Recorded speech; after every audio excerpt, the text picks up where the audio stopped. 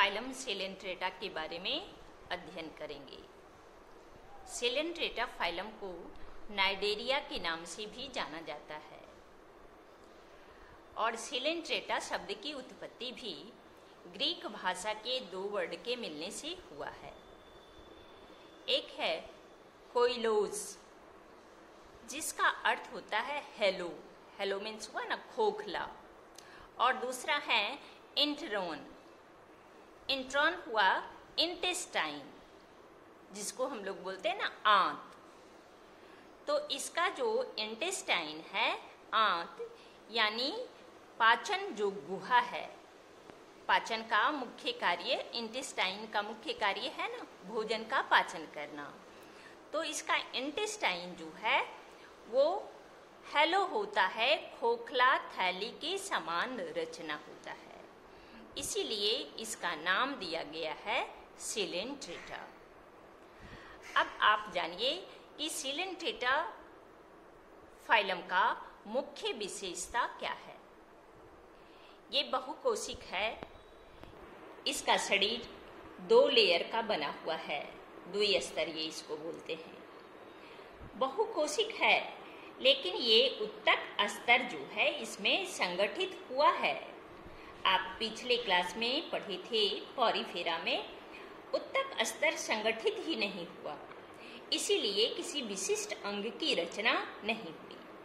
फिर भी ये निम्न स्तरीय जीव में ही आता है। इसका सदस्य जो है वह उच्च स्तरीय जीव नहीं कहलाता है, निम्न स्तरीय जीव ही कहलाता है, क्योंकि इसमें भी विकसित अंग जो है, अंग विकसित रूप से क्रियाशील नहीं हुआ है।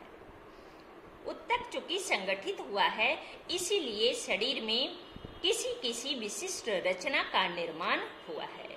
जैसे इसका अग्रभाग, यहाँ हम एक डायग्राम खींचे हैं। ये सेलेंट्रेटा संघ का ना ये सदस्य है हाइड्रा। हमने ये हाइड्रा का डायग्राम खींचा है। तो हाइड्रा का शरीर बेलनाकार होता है और ये जो निचला भाग है ये थोड़ा चौड़ा होता है। इसी के द्वारा ये किसी सबस्ट्रेटम से चिपकता है सतह से, ये कहलाता है बेसल डिस्क। और ऊपर का सिरा ये तिकोने आकार की रचना होती है। ये तिकोने आकार की जो रचना है, इसी रचना को हम लोग बोलते हैं ना हाइपोस्टोम। इसको हिंदी में बोलते हैं अधोमुख, यानी कि ये वास्तविक मुख की रचना नहीं है। जीव के मुख में छोटे छोटे अंग पाए जाते हैं, तो उस प्रकार के ये इसमें विकसित अंग नहीं है। ये छिद्र के समान रचना है और चूंकि इसी से भोजन शरीर के अंदर जाता है इंट्रॉन में, है ना, ये डाइजेस्टिव कैविटी में, ये कहलाता है गैस्ट्रोवेस्कुलर कैविटी, इसीलिए ये कहलाता है हाइपोस्टोम अधोमुख। और ये छिद्र के समान रचना है। कार्य क्या कर रहा है? माउथ का, इसलिए हमने यहाँ दर्शा दिया है माउथ। और एक तीसरी संरचना हमने लिखा है यहाँ टेंटिकल्स। तो इस संघ की मुख्य विशेषता यही है कि इसके शरीर में ना टेंटिकल्स पाए जाते हैं। मुख के चारों ओर लंबे लंबे खोखले संस्पर्शक का पाया जाना इस संघ की विशेषता है, विशेष गुण है। टेंटिकल्स में या शरीर के किसी अन्य भाग में भी दंश कोशिका का पाया जाना इस संघ की मुख्य विशेषता है। टेंटिकल्स और निमेटोसिस्ट, निमेटोसिस्ट को ही बोलते हैं ना दंश कोशिका, जिसमें एक प्रकार का विषैला पदार्थ होता है और इसी के द्वारा ना वह शिकार को पकड़ता है। जब ये पानी में जलीय जीव है, इसके जितने भी सदस्य होते हैं जलीय होते हैं। अधिकांश सदस्य समुद्र में पाया जाता है और कुछ सदस्य जो है वह मीठे जल में भी पाया जाता है। तो जल की धारा के साथ बहते हुए अगर कोई फूड मटेरियल इसके स्पर्श में आता है, तो टेंटिकल्स में जो दंश कोशिका है, यह दंश कोशिका उसको चुभो देता है, जिसके प्रभाव से वह फूड मटेरियल जो है या कोई जीव जंतु जो है अचेत हो जाता है, बेहोश हो जाता है, और फिर टेंटिकल्स के द्वारा उसको पकड़ करके हाइपोस्टोम में डाल देता है, यानी इस छिद्र में उसको डाल लेता है। और यहाँ से आने के बाद वो चला गया डाइजेस्टिव कैविटी में, गैस्ट्रोवेस्कुलर कैविटी में, जहाँ उसका पाचन होता है। तो इस प्रकार से इसकी प्रक्रिया है। ये हमने आपको हाइड्रा को दर्शाया है। इसके अलावा भी इसके अन्य सदस्य भी हैं। जंतु तो बहुकोशिक है और शरीर में, और इसका शरीर ना अर्य समित होता है। जब समित बतला रहे थे तो आपको बतलाए होंगे अर्धव्यास, केंद्रीय रूप से अर्धव्यास के आधार पर न इसको कई बराबर खंडों में विभाजित किया जा सकता है। इसके सदस्य के शरीर यानी सिर्फ हाइड्रा ही नहीं, जितना भी सिलेंट्रेटा संघ का जीव है उसका शरीर अर्य समित होता है। उत्तक स्तर संगठित भी होता है। जंतु बहुकोशिक है परंतु निम्न स्तरीय है। जंतु में केंद्रीय जठर संवहनी, जिसको हम लोग बोलते हैं ना गैस्ट्रोवेस्कुलर, यही है डाइजेस्टिव कैविटी पाई जाती है।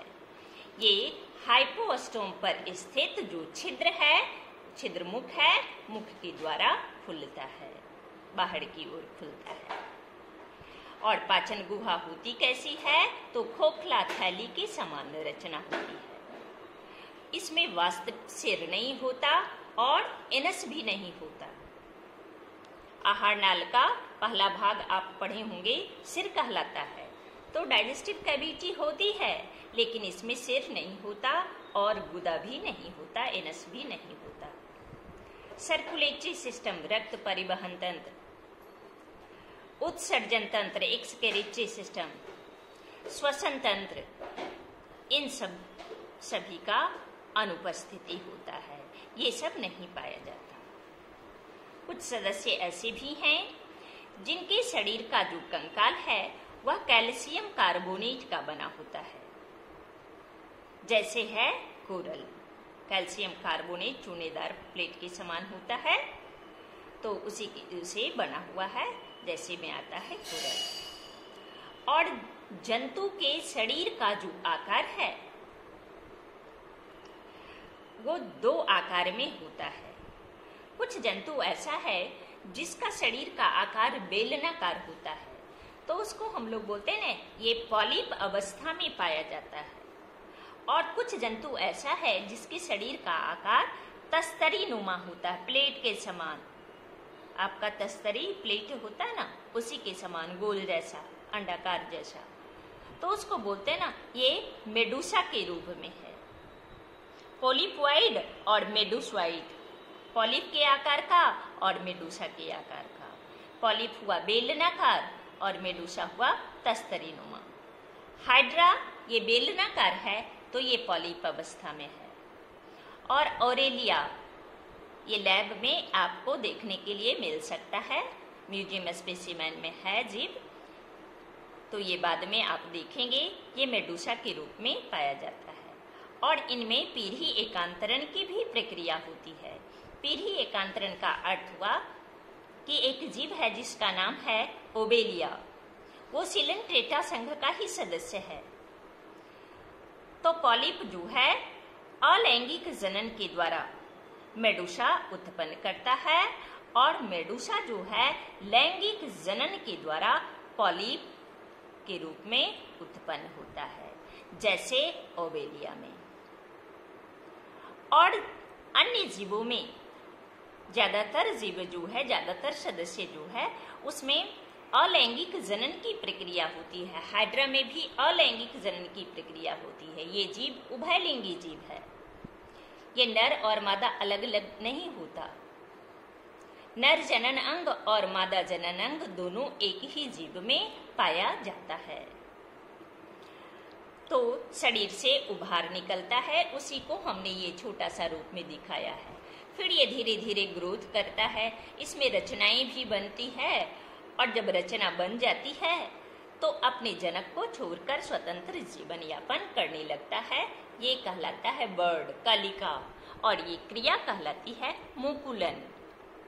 बर्डिंग। लैंगिक जनन भी होता है, ये युग्मक के द्वारा लैंगिक जनन की क्रिया होती है। इसके अलावा इसके सदस्य हैं फाइसेलिया, जिसको हम लोग पुर्तगाली युद्धपोत मानव है ना उसके रूप में जानते हैं, नाम से जानते हैं। दूसरा है मैट्रिडियम, ये भी पॉलिप अवस्था में पाया जाता है, ये सी एनिमोन है। हाइड्रा तो आप जान ही चुके हैं, और फंजिया ये कोरल है। ये सब इसके सदस्य हैं।